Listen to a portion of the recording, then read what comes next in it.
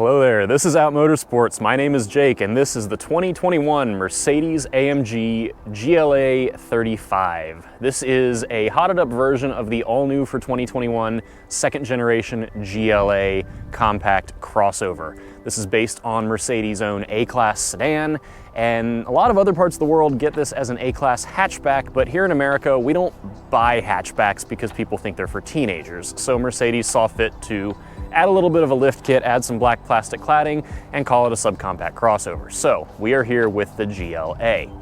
Now, this GLA came out several years ago at this point, and in its original form, it was a little bit less of a crossover and a little bit more of a true hatchback. But for 2021, Mercedes has changed it up. It's an all-new car based on the newer generation of A-Class sedan, and this is the lower of the two that AMG has put their hands on. This is the AMG GLA 35. There is also a GLA 45, which is frankly quite a bit more special based on the drivetrain. But this is still touched by AMG. It's still got some go-fast parts, and it starts with the drivetrain. Now, it's a little cold out today, so we're gonna get through this kind of quick, and then we'll hop in the car and talk about how it drives once we're on the move, and I've got a heated seat and some heat on my hands.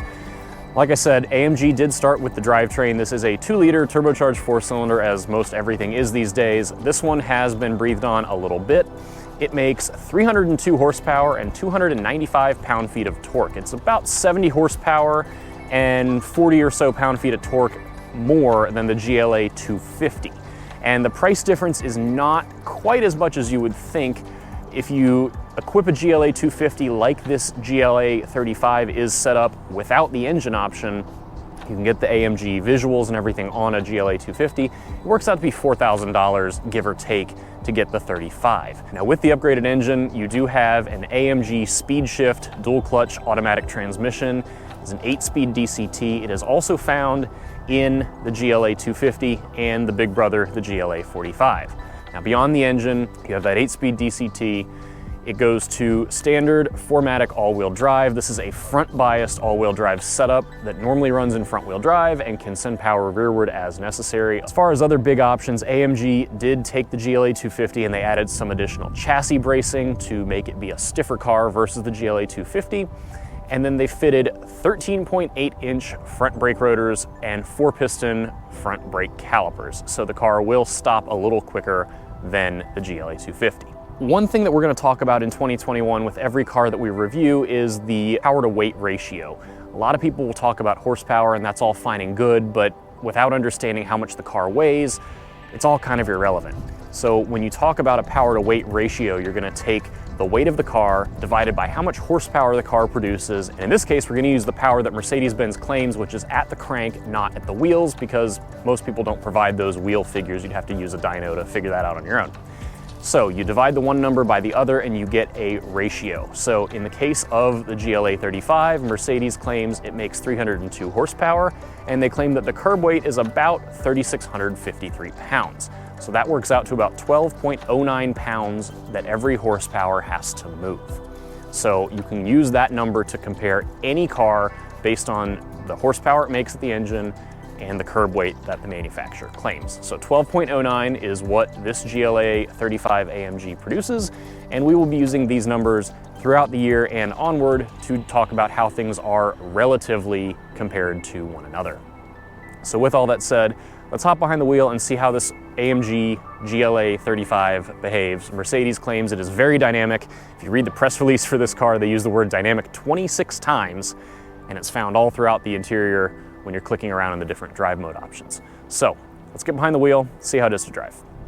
All right, so driving the 2021 Mercedes-AMG GLA 35. This is, like I said, more or less an A-Class hatchback on stilts, because Americans don't buy hatchbacks. There's a lot of benefits to a body style like this. It's a fairly small car, but you can fit tall people in the back, and it has decent cargo space. You know, it's fairly practical for what it is.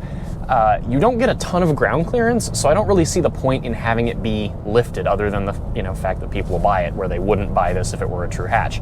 I think it's lost some of the goofiness that the original GLA had, especially the original AMG version of the GLA.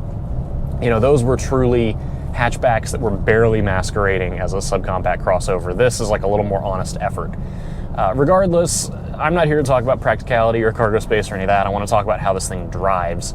So you've got the hotted up 2-liter turbo 4-cylinder, which is faster and more torquey than what you get in the GLA 250, but it's not as special or interesting as what you would get from the GLA 45. That one is hand-built, and it boasts the most horsepower per liter of a 4-cylinder engine right now in a production car. So that's kind of cool. This one, not so much. It's a good enough engine. It makes 302 horsepower and 295 pound-feet of torque, and it uses a twin-scroll turbocharger, which is supposed to help with both turbo lag and making power all the way through the rev range. Now, the interesting thing is that it doesn't necessarily do that. Around town in particular, it's very hard to be smooth right off of the line from a red light when it turns green. You push down on the throttle and you get a little bit of a delay as the dual clutch engages, which is normal, and then when the turbo builds boost and kicks in, it's very hard to accelerate slowly in this car. It really wants to go. And then when you let it rev out past the 4,000, 4,500 point in the rev range, it does, the power kind of tapers back. And that's just what you get with these turbocharged small engines. They have to kind of choose where the power is going to happen, and most drivers are going to drive these cars at lower RPMs. They don't need necessarily all this high RPM power. You would only typically need that like on a racetrack. So as great as it is that one person in the history of the GLA AMG might take it on a racetrack, most people won't. So they've got this thing tuned for more around town, lower speed driving. Now in comfort mode, which I'm in now, the transmission is shifting itself. I'm going 31 miles an hour and it's in 5th gear out of 8. Not really the best, but you can choose this little dynamic drive selector toggle, and you can put it in Sport or Sport Plus, and at that point it will hold gears longer. There's also an individual mode where you can kind of choose your own adventure. When you change the drive modes, you change not only the throttle mapping, but you also change the suspension stiffness. When you put this car in Sport Plus in particular, it gets very, very stiff, and you really need really good roads that are well paved for Sport Plus mode, just based on how stiff the suspension gets. The regular Sport mode is fine, and truly what I've done with individual mode is turned everything up to Sport settings and left the suspension in comfort. And that works pretty well for around town sort of driving. Now you do have a race launch control. You just floor the throttle and the brakes, and it will, in Sport mode and Sport Plus, things get stiffer, everything gets a little more responsive. It's a more balanced car that way, but the suspension gets truthfully a little too stiff for around town. And truly, I think this car is a little clunky as a city car. It's between the suspension and the dual clutch automatic, even in comfort mode, it's just not the smoothest. It really wants roads like this to go play on, and it needs some good space to go run. So if all your driving is going to be city driving, I just don't know how excited I can get about saying this is a good city car. The nice thing with this dual clutch is there is a button you can push and it will put it in full manual mode, and the car will not upshift even if you bang it right off the rev limiter. It will just sit there, and that's really nice. Obviously with a dual clutch, we really like the fact that it shifts so quickly. The fact that you can run it out of a gear and just sit it there and it won't upshift, that's really big. A lot of brands don't do that. They don't trust you. So that's really cool that Mercedes will trust you like that. The final thing that the drive mode toggle will change is the steering feel, and it's electric power steering, as everything is these days. The steering in this car is really dead. It's got not a lot of feel, even in sport mode. It's just kind of, RC car steering to me. Sport mode just makes it heavier. I don't think it makes it better at all. It's kind of a bummer. It's also like, well, it's a crossover, what do you want? Now, AMG did put on these big 4-piston front brake calipers with 13.8-inch brake rotors, And they stop the car well. They will slow you from high speed over and over pretty well. You do get some wiggle out of the nose when you really stand on them, which is a little disconcerting, I think, if you're not as confident of a driver, if you haven't done some track days or some autocross or anything where you've asked for really heavy braking and you go for it. The nose is going to wiggle and you may feel a little unsettled there. You just got to hold the wheel straight and it will stop. But not necessarily the best feeling if you're really hard on the brakes.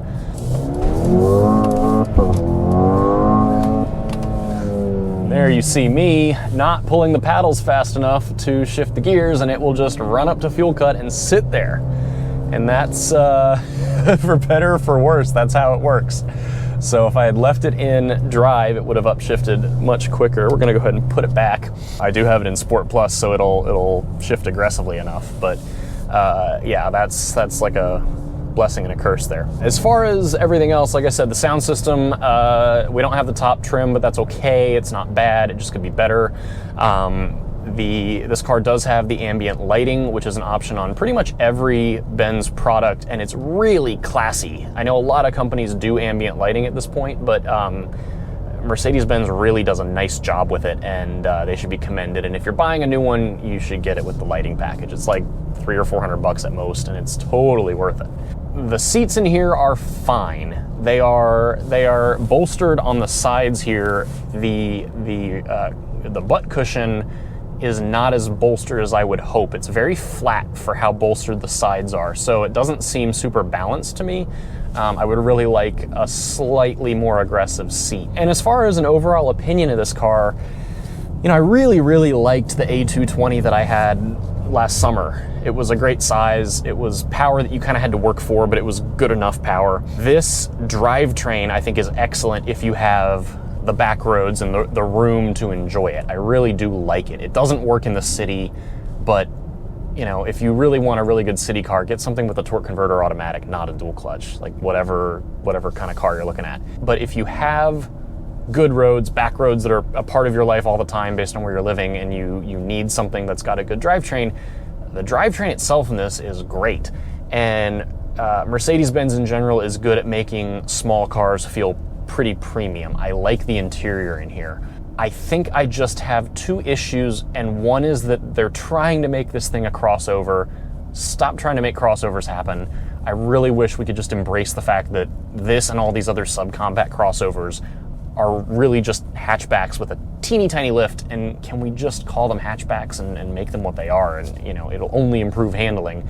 Granted, most people don't really care about that and they just want to sit up higher. Beyond that, I do think I take a little issue with the fact that this is called an AMG.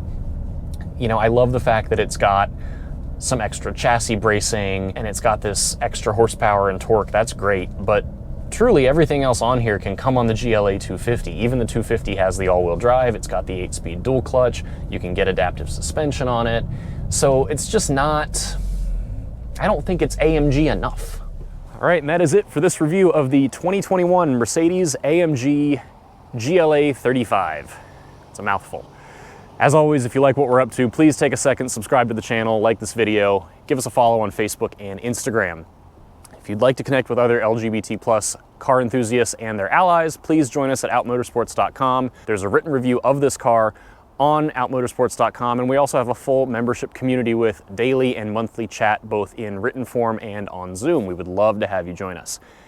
That is all for this time. Until next time, please stay safe, be well. We'll see you again soon.